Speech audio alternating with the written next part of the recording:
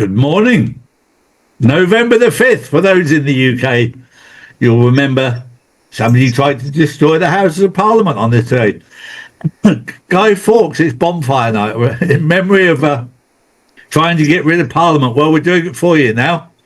We're doing it all these years later, getting rid of Parliament, a place that's full of corrupt people. Anyway, on to the main news of the day. We're seeing very interesting things happen off the coast of Venezuela. And this is all part of the pantomime. Russia's turned up with its naval force. And now America gets a taste of their own medicine. When the US and NATO have been on Russia's doorstep in Ukraine, Russia didn't like it. And there's no surprise at all that America doesn't like Russia turning up on the border of Venezuela. This is a taste of your own medicine. When you start poking the bear, and the bear is famous in Russia, you poke it, it won't just bite your finger, it will take your head off. And this is all part of the drama, all part of the pantomime. Don't live in fear, but you're going to see it play out, and it's going to be fun. Fun for those people who know that this is all pantomime. If you don't believe this is pantomime and you think this is real, you need to go and buy yourself some diapers if you come from America and nappies if you come from England. You'll be shitting yourself, because it's a fascinating time to be alive, and this is a part of the movie that I'm going to really enjoy. Morning, Paul. Morning, Drew. Morning, Charlie. Hello, Drew. Hello, everybody out there. Well, my first story, big news from New York City. Democrat Zoran Mandani, a 33-year-old Uganda-born assembly member, is projected to win the mayor's race, defeating former governor Andrew Cuomo 50 to 41%. More than 2 million New Yorkers voted, the highest turnout since 1969. Mamdani, a self-described socialist, has energised young and progressive voters with promising of housing and wealth tax. While critics call him a communist, Trump even publicly backed Cuomo and threatened to cut federal funds if Mandani wins.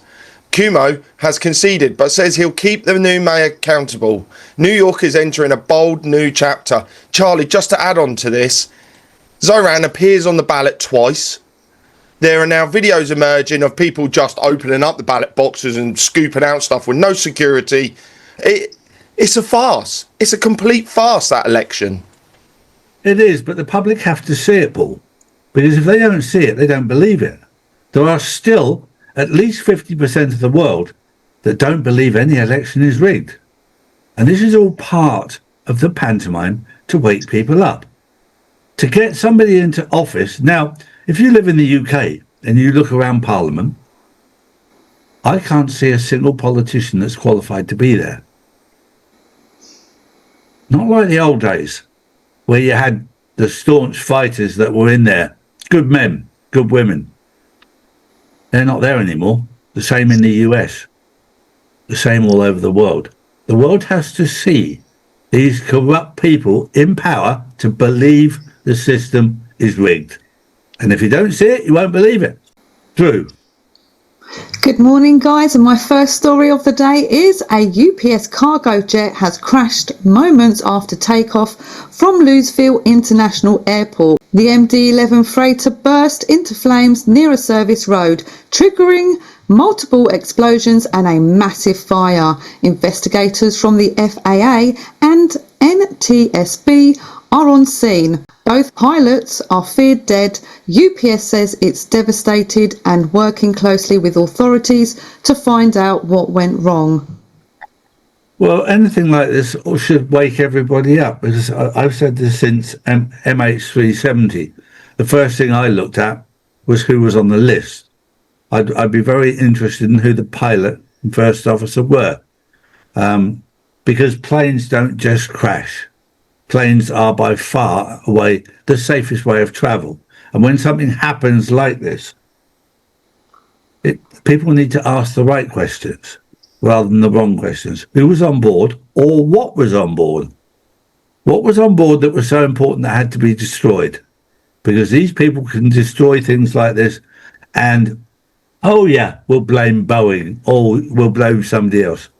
It's far deeper than that. It's time to look at the real facts that they're hiding from us. Paul. Well, my next story. Donald Trump Jr. has slammed the BBC as fake news, claiming the broadcaster doctored footage of a speech by his father ahead of the January 2021 Capitol March. An internal whistleblower at the BBC says a Panorama episode spliced together remarks made nearly an hour apart, making it appear Trump urged protesters to march on the Capitol. Trump Jr. fired back on X, saying UK reporters are just as dishonest as the ones here in America. The BBC management denies any breach of standards, and the episode has since been pulled from circulation, leaving viewers and critics debating whether the footage misled the public. I tell you what, Trump's going to have fun suing the BBC.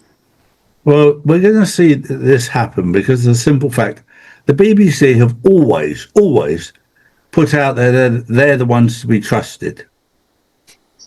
Now, there's a lot of people who do trust the BBC. But when you see something as clear and obvious as this, and I've seen both. I've seen the video that was actually stated, and I've seen the BBC's version. And it's disgusting. And there will be a lawsuit for sure against the BBC. This could well be the end of the BBC because they're struggling financially. Anyway, they're trying to push the license fee up in price and everything else. And of course, if all the illegal aliens were paying their license fee, they'd probably have a serious credit. They don't have that. So they're between a rock and a very hard place. And their credibility, which you and I have known for a long time, is below zero, is below freezing.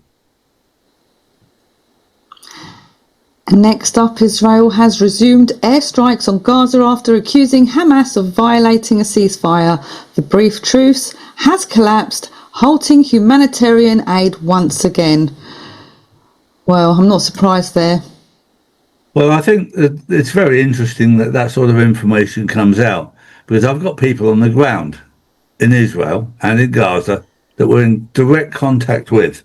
At this moment in time, Israel is losing a lot more people and a lot more damage is being done than is happening in Gaza right now. And this is the first time in history that this has happened. But the media machine is run out of Israel. So they're telling you that things are happening. But I'll tell you right now that Israel is taking an absolute hiding at the moment, and it's being done very strategically. They're taking out very key places in Israel that are doing a huge amount of damage. And while they're doing this, it's very interesting to see what's happening to the Israeli population. The Israeli population are now moving en masse to Cyprus, where they're buying up land. Also, they're also moving to Ukraine, where they're not buying up land, they're just stealing land. This is the type of people we're dealing with. My next story, and this is one we need to pay close attention to. UK politicians are pushing a new law that could make protesting outside MPs' homes a jailable offence with penalties up to 6 months. The Crime and Policing Bill aims to tackle harassment after surveys showed nearly all lawmakers face abuse. Critics warn the move could criminalise peaceful protest. Amnesty International called it an alarming assault on democracy, and activists have staged high-profile demonstrations from barricading statues in Parliament Square to large street rallies. Supporters say it's necessary to protect politicians, but opponents fear it could stifle free speech. Well, Charlie, if they were doing a good job, surely it wouldn't matter. It wouldn't, and this is a very important part of the journey, Paul, because the world has to see it.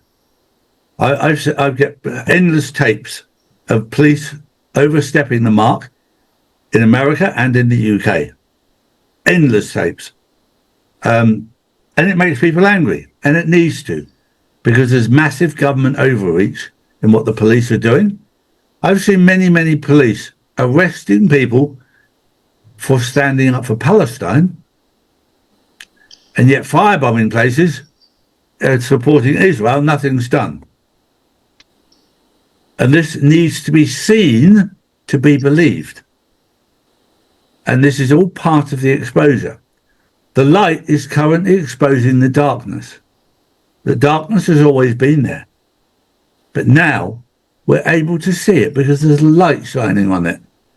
It's time to wake up. When you wake up, you can't unsee what you've seen. Some people are a bit slow waking up, and for people that have been awake for 5, 6, 7, 10 years, it's very difficult. I understand that. But we've got to be patient for the others.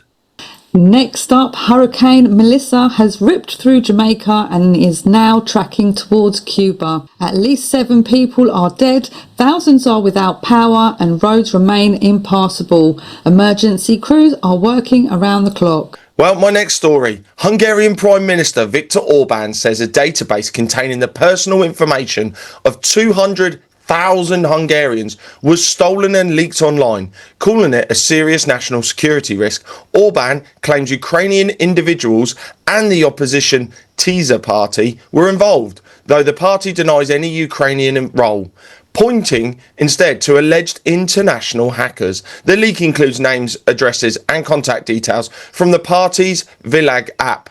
Orban has ordered a state investigation as he continues to accuse the EU and Kiev of trying to influence Hungarian politics ahead of the 2026 elections. This scandal is now at the centre of Hungary's heated political debate. Well, we're going to see this. This is all part of the play, if you like, to see that Viktor Orban was standing up for what's right. But the deep state and the cabal don't want that, so they will go after him and attack him in any possible way. We're seeing the same with Ibrahim Traore in Burkina Faso. These people are standing up for what's right, come under massive attack from evil. We've had it ourselves. We were banned for 4 years from YouTube for standing up for what's right. There are many people who are standing up for what's right out there that are coming under attack. Fortunately, that attack now is all part of the movie. So the danger has gone away, but the world is seeing how dangerous these people were and why it had to be done under the cover of darkness 4 or 5 years ago. And now you're only just seeing it. It was way too dangerous to do it live because people would have got, a lot more people would have been killed if it was done live. It's now been done before. It was done in 2020 and 2021. You're now seeing it in 25 and 26. It's all done. So don't live in fear. But these people are truly evil. And we're seeing in the pantomime as much as we can see, and even what we're seeing is truly evil. True? Next up, former Vice President Dick Cheney has died at age 84. He served under George W. Bush and was a key figure in post-9/11 foreign policy and the Iraqi war. Well, we were told about this 4 years ago. We're going to see a number of people strategically die. And there's going to be a number of people die at the end of 2025 and a whole bundle more in 2026. These people, it's all part of this pantomime. And I hope you're enjoying it because we're in a crazy part of the time now. Also, don't miss the Insiders Club tonight. I will be on there for the first time for a couple of weeks or 3 or 4 weeks because I've been out with my voice. Has not been good, but I'm going to be there this evening. Don't miss it. It's going to be a lot of fun. Have a wonderful day and we'll see you on the Insiders Club this evening. Enjoy. Take care. Bye-bye. Hi guys, this is a personal message from me. If you see a video on Facebook, you are following an imposter. I am not on Facebook. I have not been on Facebook since June 2020 when they removed me. Please redirect to watch all of my videos at charlieward.com. All official social media links are on my website. We urge you to stop following fake channels. I will never message you in a video. I will never ask you for money. I will never message you privately. I will never contact you directly. I will never ask you to email any information directly. I will never sell you cryptocurrency or any currency or ask you to open a quantum financial system wallet.